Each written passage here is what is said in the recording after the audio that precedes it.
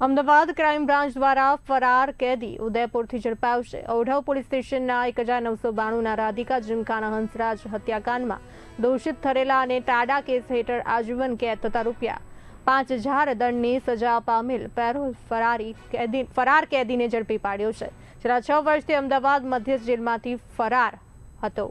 Crime બ્રાન્ચની ટીમે ગુપ્ત માહિતીના આધારે કાર્યવાહી કરી છે।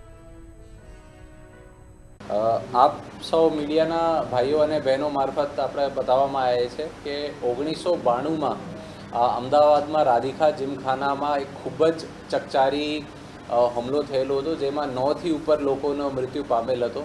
એ પહેલાં એક કેસ હતો જેમાં અમદાવાદમાં ઓટોમેટિક વેપન AK-47નો વપરાશ કરવામાં આવેલું હતું।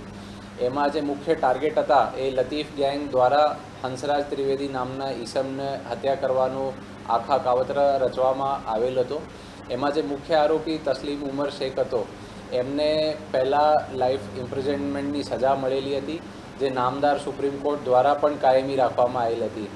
એ 2019-20થી એ પરોલ જમ્પ ઉપર ફરાર હતો અને ક્રાઇમ બ્રાન્ચની ટીમોને બાતમી મળતા એમને ઉદયપુરથી પકડીને સલાખોની પીછે ધકેલવામાં આવેલું છે।